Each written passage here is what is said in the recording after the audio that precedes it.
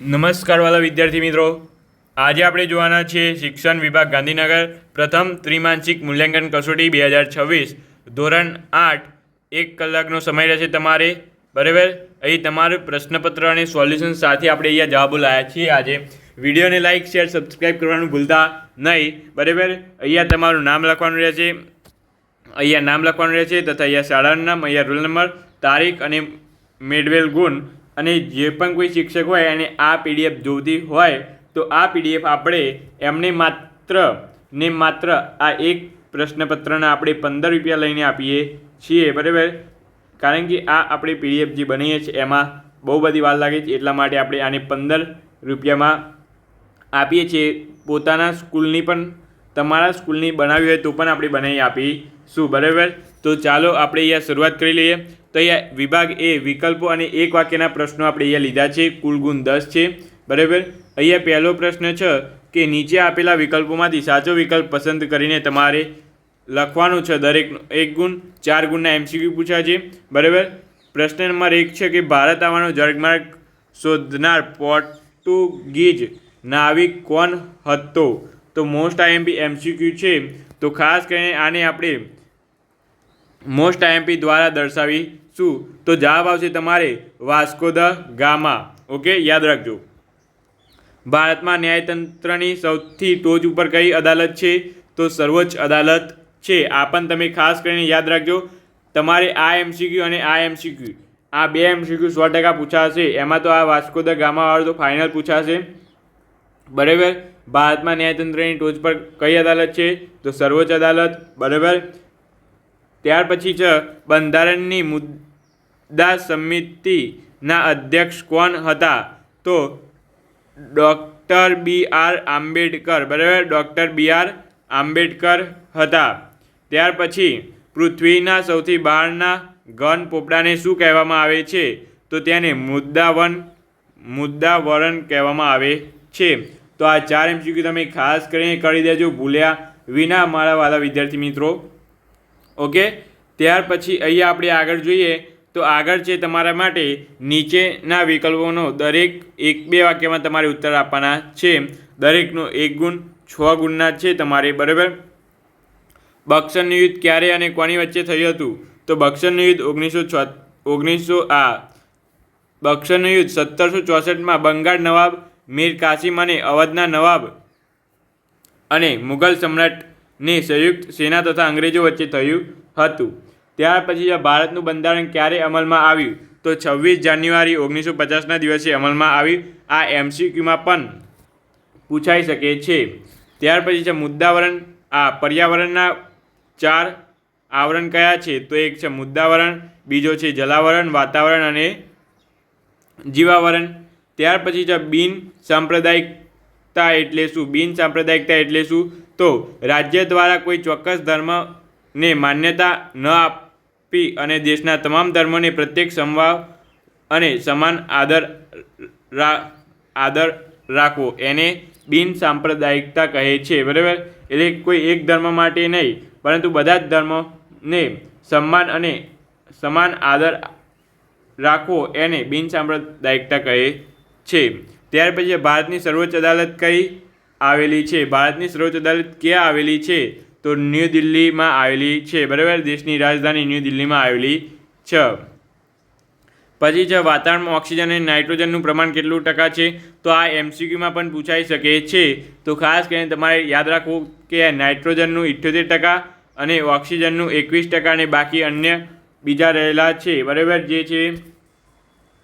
ત્યાર પછી એ વિભાગ બીની આપણે જો વાત કરીએ, તમારે 5 પ્રશ્નો લખવાના છે. કોઈ પણ 5 પ્રશ્નો લખવાના છે. 10 ગુણનું રહેશે તમારે આ. બરાબર, તો એ પહેલો પ્રશ્ન છે, યુરોપ પ્રજાને ભારત તરફનો નવો જળમાર્ગ શોધવાની ફરજ શા માટે પડી? તો અહીં તમારે રહેશે કે યુરોપના દેશોમાં ભારતના મરી મસાલા, રેશમ, સુતરાઉ કાપડની ભારે માંગ હતી. વેપાર અહીંયા ઇસ્તુલ, બરાબર, થઈને આવવાનો રસ્તો હતો. બરાબર, પરંતુ એ ઈસવીસન 1453માં તુર્કીએ તમારે 1453માં તુર્કોએ આ શહેર જીતી લીધું અને જેથી માર્ગ બંધ થઈ ગયો. બરાબર, આ એકદમ સહેલો છે. આ તમારે 2 ગુણમાં નહીં 3 ગુણમાં પૂછાઈ શકે એવો મને લાગે છે. પરંતુ જો હું તમને કહી દઉં કે મારી એકદમ શોર્ટ ભાષામાં કે યુરોપ ભારતમાં મરી મસાલાની ખૂબ જ જરૂર હતી યુરોપના દેશોમાં. બરાબર, અને સુતરાઉ કાપડ એ બહુ જરૂર હતી જે આપણા દેશમાં ઓલરેડી પહેલાંથી હતું. આ માટે એ બધા કોન્સ્ટેન્ટિનોપાલથી આવતા હતા. બરાબર, આ એક ઇસ્તંબુલ થઈને આવવાનો રસ્તો છે.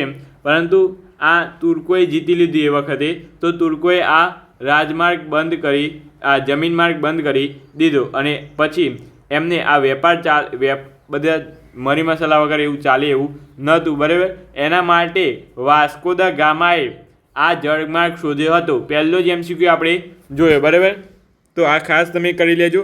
અને જો 1453 તમારી સાલ યાદ રાખવી હોય તો બેસ્ટ, અને ના યાદ રહે તો ખોટી ના લખતા. બરાબર, ના આવડે તો ચાલશે પરંતુ ખોટી સાલ ન લખતા. બરાબર, ત્યાર પછી મુદ્દાવરણનું મહત્ત્વ જણાવો. તો મુદ્દાવરણ માનવી અને સજીવોને રહેવા માટે જમીન અને ઘર પૂરા પાડે છે. આ ઉપરાંત ખેતી માટે ફળદ્રુપ જમીન અને ઉદ્યોગો માટે જરૂરી ખનિજો મુદ્દાવરણમાંથી પ્રાપ્ત થાય છે. ન્યાયતંત્રનું મુખ્ય કાર્ય શું છે? તો નાગરિકોના મૂળભૂત હકોનું રક્ષણ કરવું, દેશના કાયદાનું પાલન કરવું, કાયદાનો ભંગ કરનારને શિક્ષા કરવી તથા નાગરિકો અને સરકાર વચ્ચે વિવાદોનો ન્યાયી ઉકેલ લાવવો. બરાબર, ત્યાર પછી છે ભારતમાં બંધારણ સભાની રચના અને તેની કામગીરી વિશે જણાવો.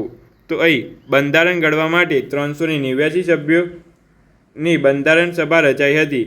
તેમાં ડૉક્ટર રાજેન્દ્ર પ્રસાદ બંધારણ ઘડવાની કામગીરી 2 વર્ષ 11 મહિના અને 18 દિવસ સુધી ચાલી હતી. આ તમે યાદ રાખજો, આ પ્રશ્ન તમારે પૂછાશે પરીક્ષામાં અને આ તમારે લખવું પડશે. 2 વર્ષ 11 દિવસ ને 18 મહિના સુધી ચાલી હતી. 2 વર્ષ 11 મહિના અને 18 દિવસ. બરાબર, આ તમે સાલ યાદ રાખજો, ભૂલતા નહીં. અને કેટલા સભ્યો હતા? 389. આ તમારે MCQમાં પૂછાઈ શકે છે. ત્યાર પછી જલાવરણનું માનવીય જીવનમાં શું મહત્ત્વ છે?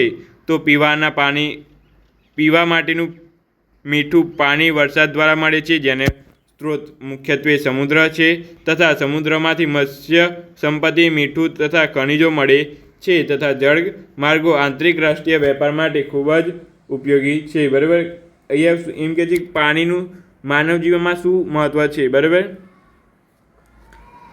ત્યાર પછી ડેલહાઉસીએ કયા બહાના હેઠળ રાજ્યો ખાસલા કર્યા હતા? તો ડેલહાઉસી રાજા અપુત્ર અવસાન પામે તો દત્તક પુત્રનો હક રજૂ કરીને ગેરવહીવટના બહાના હેઠળ તથા દેવોના ડુંગર તળે દબાયેલા રાજ્યોને ખાલસા કરી બ્રિટિશ સામ્રાજ્ય સભામાં ભેળવી દીધા હતા. આ પ્રશ્ન તમારે પૂછાય નહીં, ચિંતા કરતા નહીં. બરાબર, તમારે આ પ્રશ્ન 5 પહેલાં 5 પ્રશ્ન ખાસ કરીને કરી દેજો. અને મુદ્દાવરણના કેટલા પ્રકાર છે એ તમે મુદ્દાવરણ પ્લેટને બધું જે આવે છે ને એ તમે ખાસ કરીને કરજો. ત્યાર પછી છે વિભાગ સી, મોટા પ્રશ્નો તમારે મુદ્દાસર અહીંયા છે. કોઈ પણ 12 પ્રશ્ન છે અહીંયા તમારે જો અહીંયા મુદ્દાવરણ, જલાવરણ, વાતાવરણ અને જીવાવરણની પરસ્પરિક નિર્ભરતા અને તેનું મહત્ત્વ તમારે અહીંયા સમજાવવાનું છે. તો બરાબર, આ તમારે જોઈ લેવાનું કારણ કે વિડીયો બહુ લાંબો થઈ જશે પછી. ત્યાર પછી ભારતીય બંધારણના મુખ્ય લક્ષણો અને તેના દ્વારા નાગરિકોને આપવામાં આવતી મૂળભૂત હકોની ચર્ચા કરો. તો આ પણ તમારે જોઈ લેવાનું. અહીંયા તમે જોઈ શકો છો, સ્ક્રીનશોટ પાડી લેજો પાડવું હોય તો.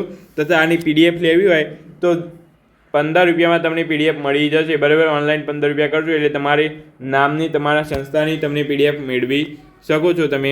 ત્યાર પછી પર્યાવરણની સમતુલા જાળવવા માટે કઈ માનવ પ્રવૃત્તિઓ જવાબદાર છે તેની અસરો જણાવો. તો આ પણ તમારે ખાસ કરીને જોવાનું. ભારતની ન્યાયતંત્ર વ્યવસ્થાનું માળખું અને સ્વતંત્ર હક મહત્ત્વ તમારે અહીંયા સમજાવવાનું છે. બરાબર, આ તમે ખાસ કરીને જોજો. ત્યાર પછી વિભાગ ડીની આપણે વાત કરીએ લાંબા પ્રશ્નોની. તો અહીંયા છે તમારે ભારતના સર્વોચ્ચ અદાલતનું તમારે માળખું, તમારે અહીંયા સત્તાઓ અને કાર્યો સવિસ્તાર તમારે સમજાવવાના છે. પ્લાસીનું યુદ્ધ તમારે 4 માર્ક્સમાં સમજાવવાનું છે. બરાબર. પ્લાસીનું યુદ્ધ સવિસ્તર સમજાવો, કારણો, ઘટના અને પરિણામ તમારે અહીંયા જણાવવાનું છે. બરાબર. ત્યાર પછી છે અહીંયા સહાયકારી યોજના અને ખાલસા નીતિ દ્વારા અંગ્રેજોએ ભારત પર કેવી રીતે સર્વસ્વ જમાવ્યું. બરાબર. તો એ પણ અહીંયા તમારે જણાવવાનું છે. તો બસ આજના વિડીયો માટે આટલું રાખીએ છીએ.